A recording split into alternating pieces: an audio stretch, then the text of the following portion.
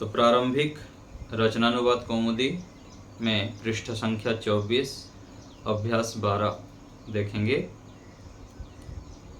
अभ्यास 12 शब्दकोश। वृक्षः वृक्ष,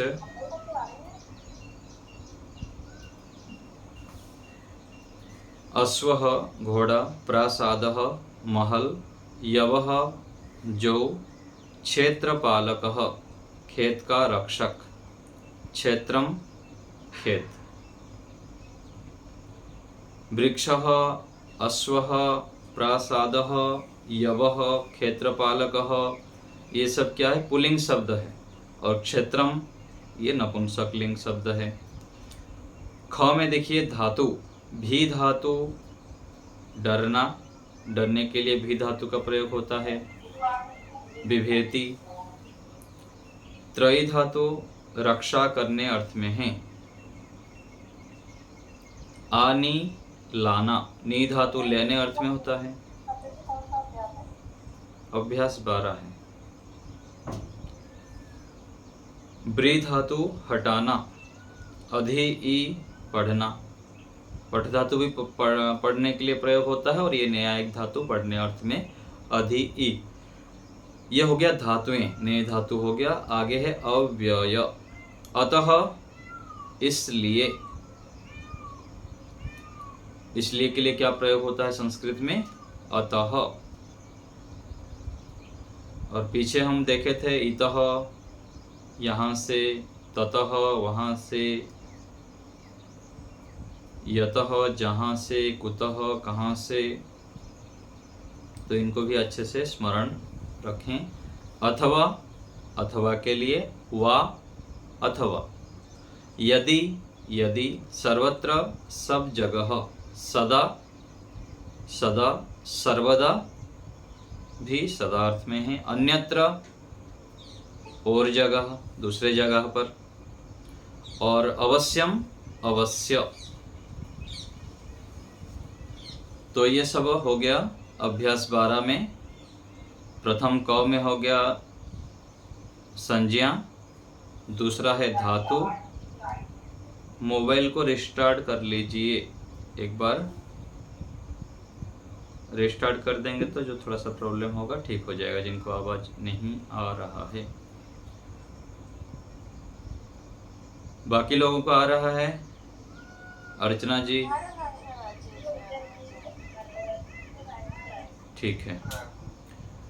तो ये हो गया हमारा शब्दकोश देख लिए। आगे देखिए सूचना। वृक्ष से लेकर क्षेत्रपालक तक राम के तुल्य चलेगा, रामवत। व्याकरण, सर्वनाम शब्द स्त्रीलिंग, पहले पुल्लिंग अभ्यास कराया गया, अभी स्त्रीलिंग में अभ्यास देखेंगे। क्री धातु के विषय में इसमें अभ्यास कराया जाएगा। और पंचमी विभक्ति, चतुर्थी विभक्ति तक हो गया, अभी नया पंचमी विभक्ति। सर्व शब्द के स्त्रीलिंग के पूरे रूप स्मरण करो। देखो शब्द संख्या 30 पीछे की ओर है शब्द में। तद शब्द, एतत् शब्द, यत् शब्द, किम शब्द, इनके रूप स्त्रीलिंग में सर्व के तरह ही चलेंगे। एक सर्व शब्द के स्त्रीलिंग याद कर लेंगे तो बाकी सब उसकी तरह ही चलेंगे। इनके क्रमशः ता, या, एता, का शब्द बनते हैं, इनके ही रूप चलेंगे। तो जैसे सह, तो, ते होता था, यहाँ पर स्त्रीलिंग में हो जाएगा सा, ते, ताहा। तो ऐसे करके स्त्रीलिंग एक याद कर लेंगे, बाकी उसी प्रकार से ही चलता है। तो ता और एता के रूप प्रथमा एकवचन में सा और ऐसा रूप होते हैं। तद शब्द के स्त्रीलिंग में सा और एतत् शब्द के ऐसा। और बाकी सर्व के तुल्य उसी प्रकार संक्षिप्त रूप लगा के चला लेंगे। क्री धातु के लट, लोट, लंग के रूप स्मरण करो। क्री धातु करोति, कुरुतः, कुर्वन्ति, करोषि, कुरुथः, कुरुथ, करोमि, कुरुवाह, कुरुमाह। ये लोट लकार में हो गया। ऐसे ही लोट और लंग में भी स्मरण कर लेंगे। भी आदि के क्रमशः ये रूप बनते हैं। विभेति आदि चलते हैं। त्रायते, आनयति, तो ये पहला प्रथम पुरुष के एक वचन में बता दिए हैं, बाकी उसी प्रकार से चला लेंगे भवती के तरलिय। और अधिते ये अलग चलेगा, आत्मनेपद के रूप हिसाब से चलेंगे। आगे नियम 28, अपादान कारक में पंचमी विभक्ति होती है। अपादान कारक, चतुर्थी विभक्ति संप्रदान कारक और पंचमी विभक्ति अपादान कारक। और दूसरे अर्थ में इसको यदि हम एक पंचमी विभक्ति बोलना चाहेंगे तो पृथक होने अर्थ में, पृथक होने अर्थात बिछोड़ने अर्थ में, जिससे बिछुड़ता है, पृथक होता है, उसमें पंचमी विभक्ति होती है।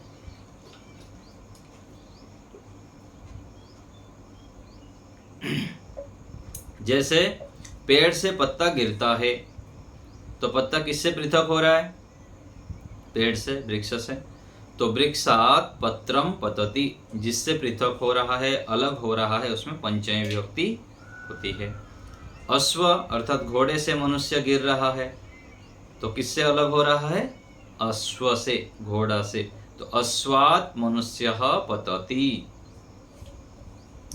नियम 29, भित्रार्थानां भय हेतुः, भय और रक्षा अर्थ की धातुओं के, भय और रक्षा अर्थ की धातुओं के साथ भय के कारण में पंचमी विभक्ति होती है। भय के कारण, जिनसे भय करता है और जिससे रक्षा किया जा रहा है, उसमें पंचमी विभक्ति। जैसे चोरात बिभेति, चोर से डरता है, तो किन से डरता है? चोर से। बालक पिता से डरता है, तो पिता में पंचमी विभक्ति। बालकः जनकात् बिभेति। चोरात् त्रायते, चोर से रक्षा कर रहा है, तो मैं चोर से बालक को रक्षा करता हूं, तो किससे रक्षा कर रहा हूं? चोर से। तो चोरात, उसमें पंचमी विभक्ति। तो जिससे भय करते हैं उसमें पंचमी विभक्ति। चोर से भय करते हैं, पिता से, गुरु से। और जिससे रक्षा किया जाता है उसमें भी पंचमी विभक्ति। तो भय और रक्षा अर्थ की धातुओं के साथ पंचमी विभक्ति होती है। नियम 30, जिससे विद्या पढ़ी जाए उसमें पंचमी विभक्ति होती है। ये बहुत अच्छे प्रकार से ध्यान रखिए, कभी भी वाक्य बनाने के लिए बोला जाएगा तो वहाँ पर कन्फ्यूजन ना हो। जिससे पढ़ा जा रहा है, मेरे से पढ़ रहा है कोई बालक, तो मेरे में पंचमी विभक्ति। बालक पिता से पढ़ रहा है तो पिता में पंचमी विभक्ति। गुरु में पढ़ रहा है, गुरु से पढ़ रहा है तो गुरु में पंचमी विभक्ति। तो गुरोः पठति, गुरु से पढ़ता है। उपाध्याय से पढ़ता है, उपाध्याय भी गुरु अर्थ में है, अध्यापक अर्थ में है। तो जिनसे पढ़ा जाता है उसमें, उनमें पंचमी विभक्ति होती है। तो राम से पढ़ रहा है, सीता से पढ़ रहा है, गुरु से पढ़ रहा है, किसी से भी जिनसे पढ़ते हैं उसमें पंचमी विभक्ति। में गुरु से पढ़ता हूं तो अहम गुरोः पठामि। नियम 31, जिस वस्तु से किसी को हटाया जाए उसमें पंचमी विभक्ति होती है। जिससे हटाया जाए, पृथक किया जाए। क्षेत्रपालकः यवेभ्यः पशुं वारयति निवारयति। क्षेत्रपालक जो है, जो जौ का खेती है, उनसे पशुओं को हटा रहा है। किससे हटा रहा है? खेत से हटा रहा है। ये जो जौ की खेती है उससे हटा रहा है। तो यवेभ्यः जौ से हटा रहा है, इसलिए यहाँ पर पंचमी विभक्ति हो गया। यवेभ्यः बहुवचन में है।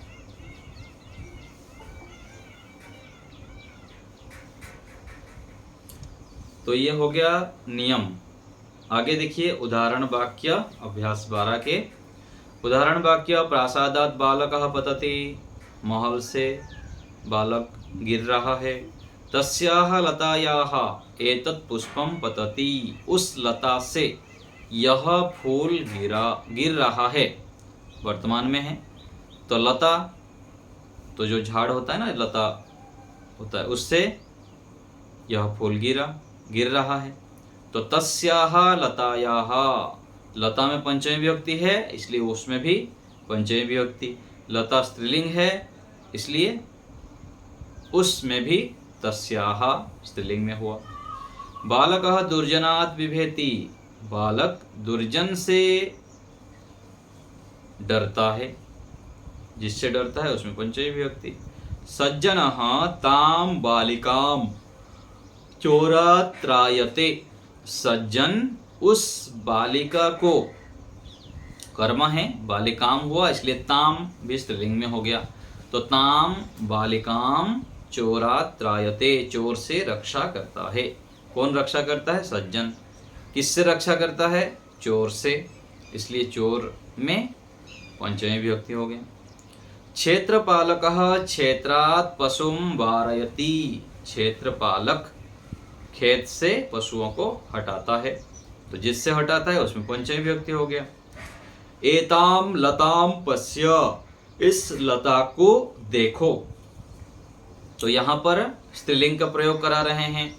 एतत् शब्द के द्वितीय विभक्ति स्त्रीलिंग में है। एताम लताम पश्य, इस लता को देखो।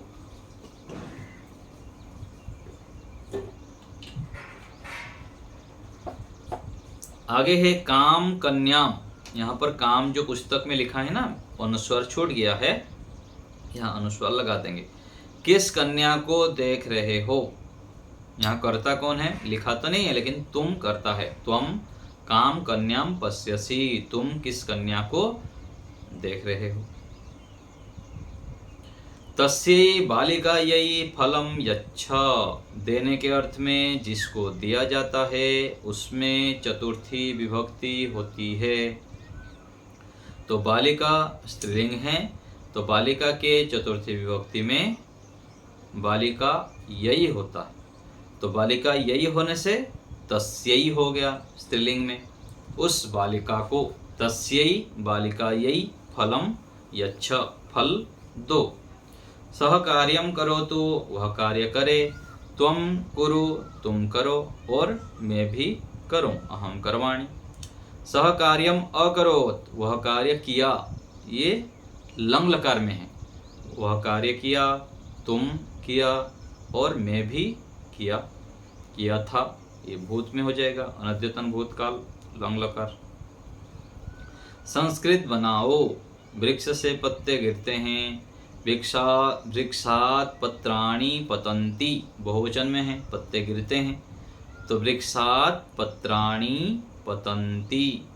घोड़े से बालक गिरा, तो गिरा मतलब गिरा था, लंग लकार में होगा फिर।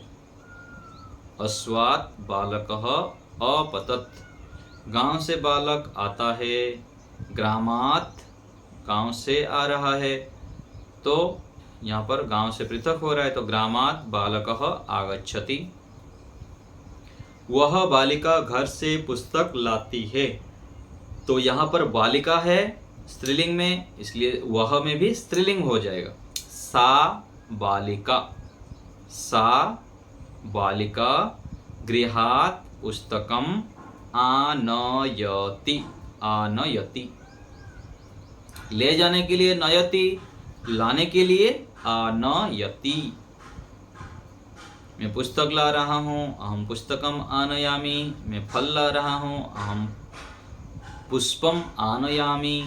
तो लाने के लिए आनयति, आनयतः, आनयन्ति, ऐसे रूप चलेगा। शिष्य गुरु से डरता है। शिष्यः गुरोः बिभेति, गुरोः क्यों हुआ? गुरु शब्द के पंचमी विभक्ति में गुरोः उच्चारण भी ठीक करेंगे। शिष्यः गुरोः बिभेति। राजा बालक को चोर से बचाता है। नृपः बालकम चोरात् त्रायते, वह बालक गुरु से पढ़ता है। सह बालकः गुरोः पठति। वह शिष्य मुनि से विद्या पढ़ता है। सह शिष्य मुनेः पंचमी विभक्ति, हरि शब्द के पंचमी विभक्ति में हरे है, मुनि शब्द के पंचमी विभक्ति में मुनेः। तो सह शिष्य मुनेः विद्याम पठति, जिनसे पढ़ता है उसमें पंचमी विभक्ति, यहाँ पर आगे विद्या है तो विद्या कर्म है, विद्या को पढ़ता है। क्षेत्रपालकः खेत से अर्थात क्षेत्रात् पशुम वारयति, क्षेत्रपालकः क्षेत्रात् पशुम वारयति, निवारयति दोनों कर सकते हैं, कोई भी एक। महल से पुत्र गिरा, प्रासादात् पुत्रम अपतत, उस लता को देखो, ताम लताम पश्य, लताम स्त्रीलिंग है इसलिए यहाँ पर ताम हो जाएगा, ताम लताम पश्य अथवा पश्यतु। कर्ता यदि भवान करेंगे, यहाँ लिखा नहीं है लेकिन मन में हम सोच के यदि वाक्य बनाएंगे, मैं आप को लिखना चाहेंगे तो पश्यतु कर सकते हैं, और यदि कर्ता त्वम रहेगा तो फिर पश्य हो जाएगा। भवान के साथ प्रथम पुरुष और त्वम के साथ मध्यम पुरुष। इस कन्या को फल दो, एतस्यै कन्यायै फलम देहि अथवा ददातु, एतस्यै कन्यायै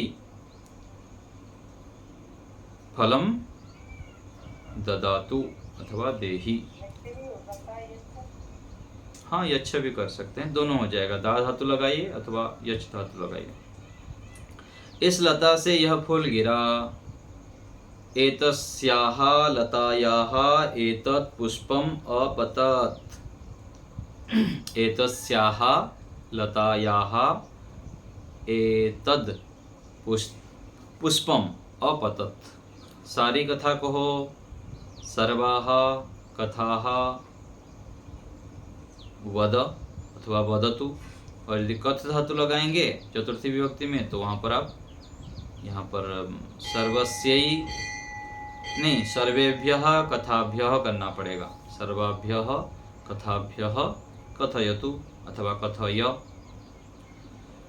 तो यहाँ सरल रूप पे कर दीजिए, सर्वाः कथाः वद अथवा वदतु, वद धातु भी लगा सकते हैं कहने अर्थ में। तो कथा शब्द स्त्रीलिंग है इसलिए कर्म है, तो द्वितीय विभक्ति बहुवचन रमाः, तो यहाँ पर भी कथाः, सर्वाः कथाः वदतु। किस कन्या को पूछते हो, काम कन्याम पूछते हो अथवा पूछ रहे हो तो पृच्छति कर देंगे।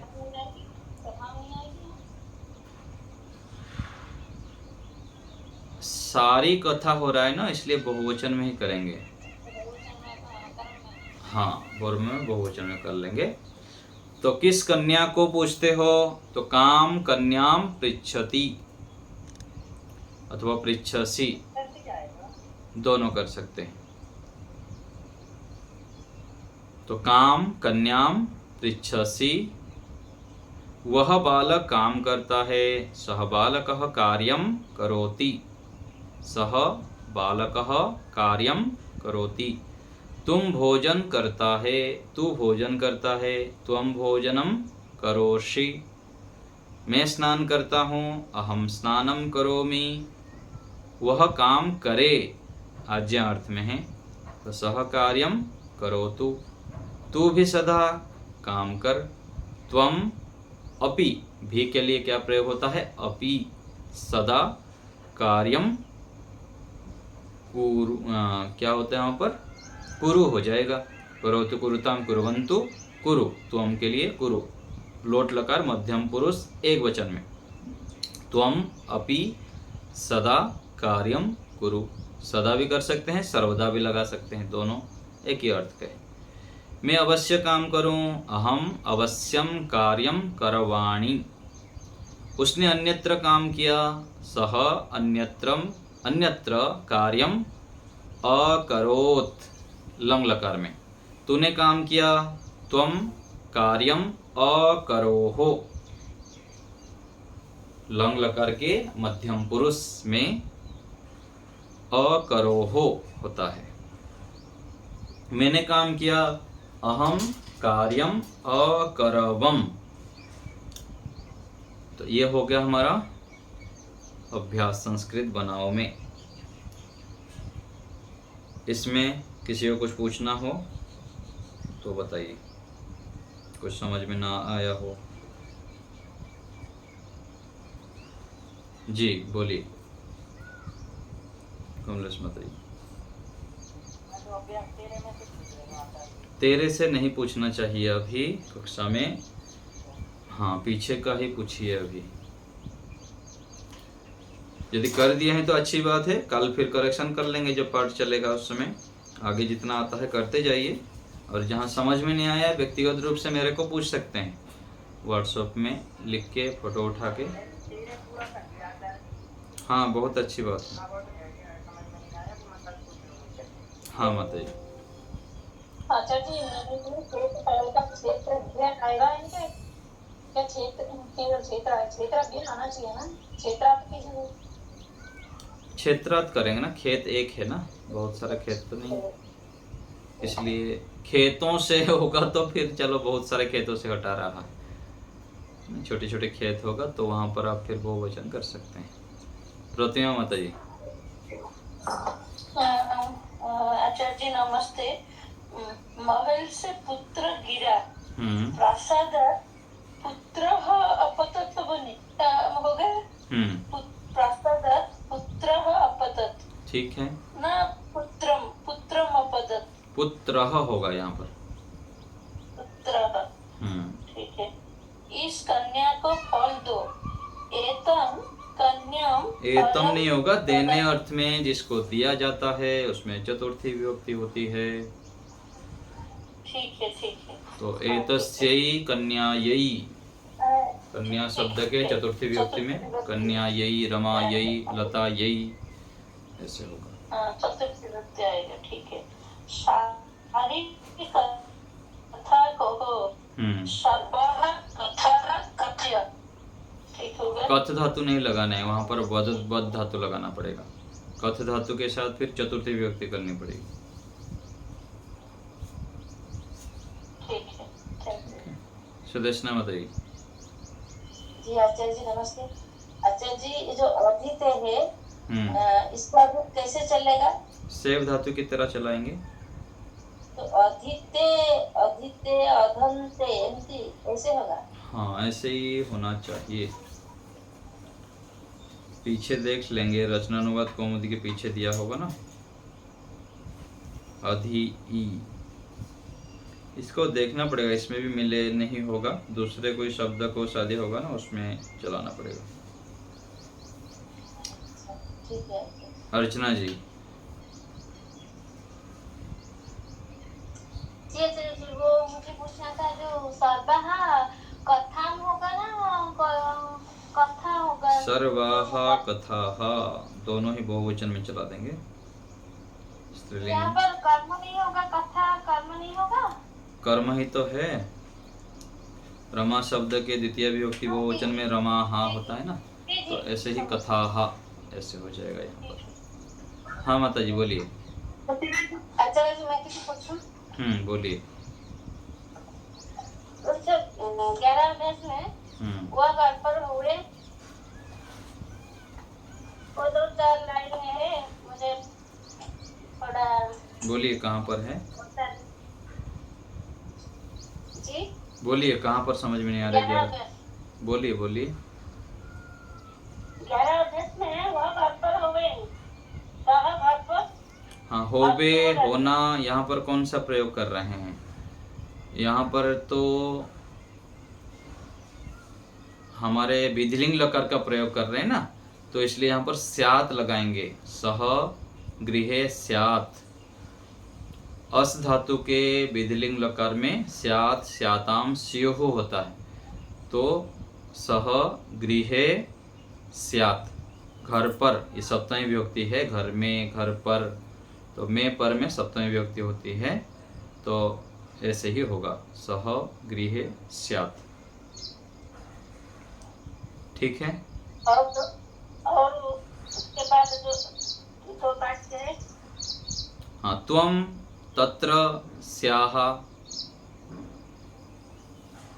और मैं यहाँ हूँ, अहम अत्र श्याम।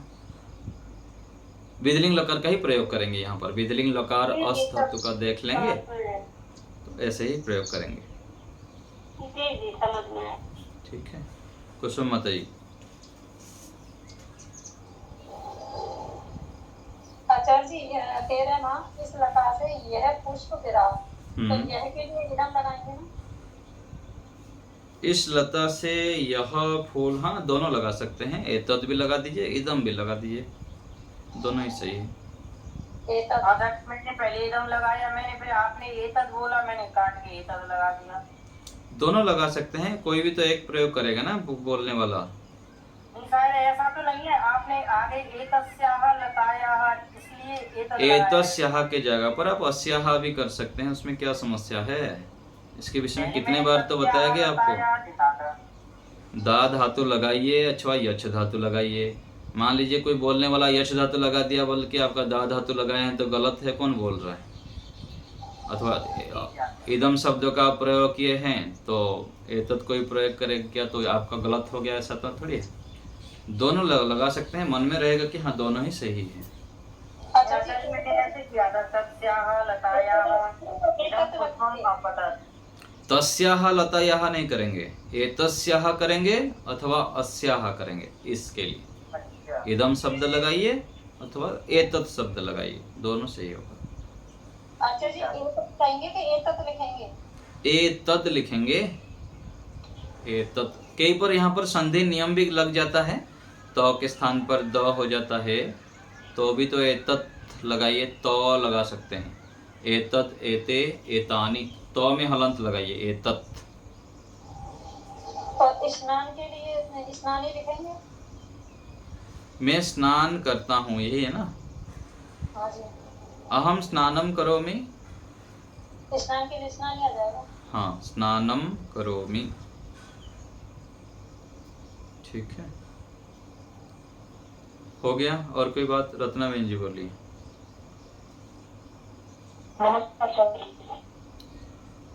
नमस्ते।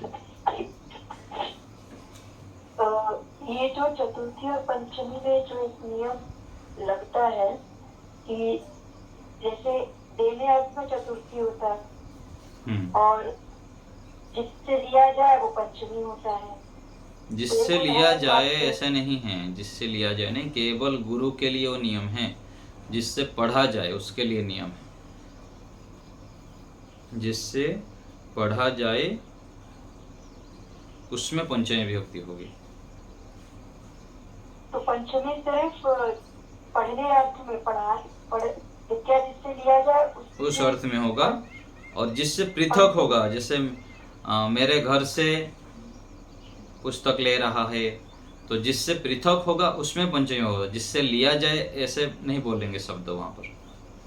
तो ये तो सामान्य नियम हो गया कि जिससे पृथक होगा वो पंचमी में आएगा।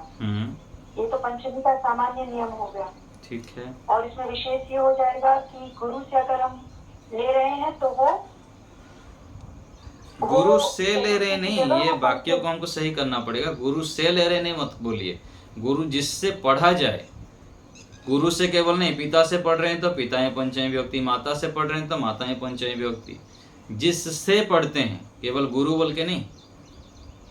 तो जिससे भी पढ़ा जाए, सिर्फ विद्या लेने के अर्थ में। हाँ जी, विद्या लेने के अर्थ में जिससे पढ़ते हैं, विद्या लेने के अर्थ में जिससे भी विद्या लेते हैं, हाँ वो जी, पंचमी में आता है। जी जी जी।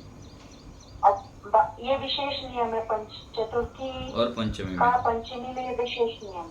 हाँ। जैसे गुरु विद्या, अगर गुरु विद्या देता है और गुरु पढ़ाता है, तो दोनों पंचमी यूज करेंगे दोनों में ना। गुरु विद्या देता है, गुरु विद्याम ददाति, विद्याम ददाति किसको दे रहा है? शिष्येभ्यः ददाति, शिष्यों को दे रहा है, तो वहां पर चतुर्थी विभक्ति होगा। गुरु शिष्यों को विद्या दे रहे हैं, गुरु हो शिष्येभ्यः विद्याम ददाति, वो फिर चतुर्थी काम करेगा। गुरु से पढ़ता हूं तो फिर गुरु हो पठामी, ऐसे होगा।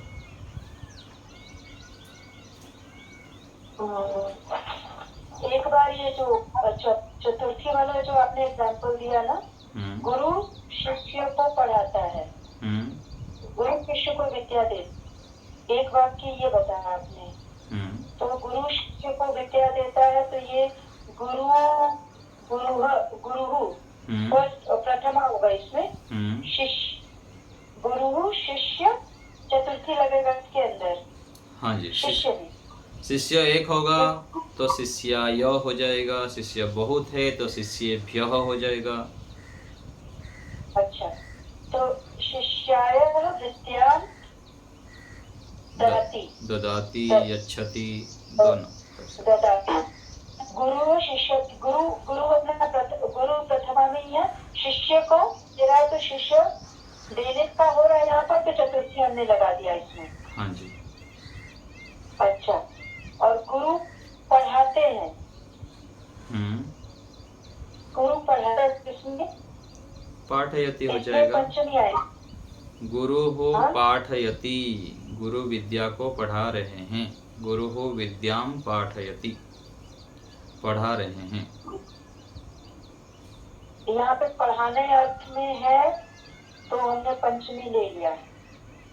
पंचमी लिया नहीं है, इसको आप समझ नहीं रहे हैं। जब वक्ता बोलेगा ना मैं इनसे पढ़ता हूँ, अथवा कोई बोलेगा कि इनसे पढ़ता है, तो जिनसे पढ़ता है वो सीधा पढ़ने अर्थ में होगा, वाक्य उसमें अलग हो जाएगा।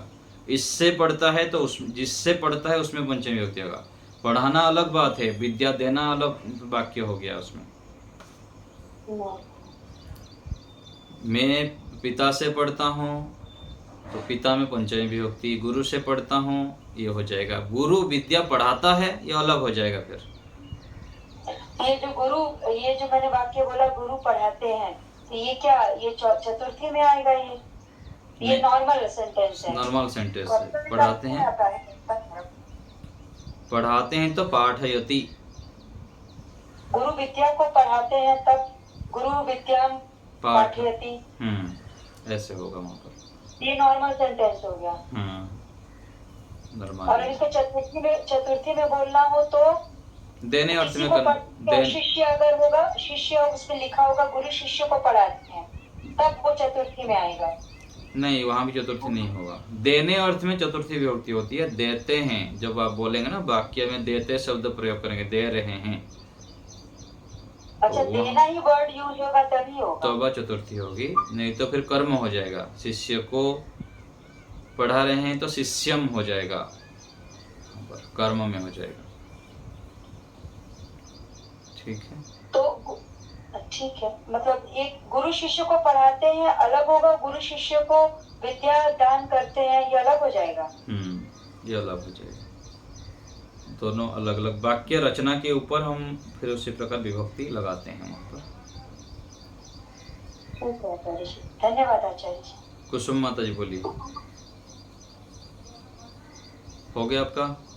जी अभ्यास दे रखा है ना ये चौथा, ये क्या कहना चाह रहा है? का दो का मतलब ये संस्कृत बनाओ में का दो कहाँ पर? अभ्यास 4 में, इसी में अभ्यास 12 में नीचे तो अभ्यास 4 आ रहा है। हाँ, क दो के ग को बहुवचन में बदलो। का दो के गा को, हाँ जी। क में जो दो सोल में से व्याकरण का काम करता है तो भोजन करता है इनको। नहीं, ये क तो अलग हो गया। 2 नंबर जो यहाँ संस्कृत बनाओ दिया है ना, संस्कृत बनाओ जो दिया हुआ है, इसमें क ख ग है, तो ग को बहुवचन में बदलो। जैसे वहाँ वह बालक काम करता है तो सह बालकः कार्यम करोति, यहाँ पर बहुवचन कर देंगे तो ते। ये तो मुझे पता है, पर ये कहना क्या चाह रहा है? का दो का मतलब क्या है? क दो नहीं है वहाँ पर। यहाँ पर भी देखिए 4 दे दिया, अभ्यास दे दिया, तो यहाँ पर क ख ग दिया है। क को छोड़ दीजिए, फिर आगे 2 ग को देखिए। 2 हो गया, ऊपर 2 दिया है संस्कृत बनाओ में, उसके ग को वो तो बना दो। ठीक है ना, यही कहना चाह रहे हैं। हरीश जी बताइए। आचार्य जी ये जो शब्द आया था ना क्षेत्रपालक का, हम्म, तो उसको क्या रखवाला भी कहा जा सकता है? बोल दीजिए आपकी संतुष्टि के लिए। यदि क्षेत्रपालक पसंद नहीं है तो रक्षपाला बोल दीजिए। नहीं, बोलचाल में ऐसे बोलते हैं ना कि चरवाहा, रखवाला, नहीं गाय नहीं, वाला, भैंस वाला, वो तो प्रयोग कुछ भी हो जाता है, लेकिन क्षेत्रपालक तो उसका मालिक, खेत के मालिक को क्षेत्रपालक कहते हैं। अच्छा, खेत के मालिक को क्षेत्रपालक है। हाँ जी, हाँ जी, खेत का पालन करने वाला।